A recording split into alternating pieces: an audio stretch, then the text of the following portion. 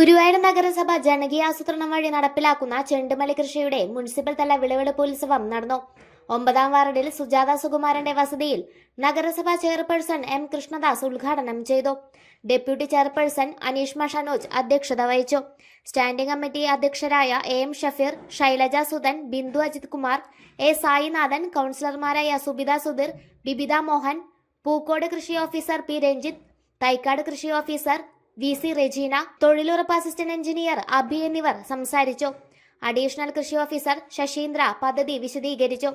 കഴിഞ്ഞ 4 വർഷക്കാലവും ചെണ്ടുമല്ലി കൃഷി ചെയ്ത് വിപണിയിലേക്ക് എത്തിക്കുക വഴി അന്യ സംസ്ഥാന പൂക്കളുടെ ആധിപത്യം ഇല്ലാതാക്കുന്നതിനും സ്വന്തമായ ഒരു ബദൽ അവതരിപ്പിക്കുവാനും നഗരസഭയ്ക്ക് കഴിഞ്ഞിട്ടുണ്ട്. വാർഷിക പദ്ധതിയിൽ 1 ലക്ഷം രൂപ വകയിരുത്തി 25 ക്ലസ്റ്ററുകളിലായി 25,000 ചെണ്ടുമല്ലി തൈകളാണ് കൃഷിഭവൻ വഴി വിതരണം നടത്തിയിരുന്നത്.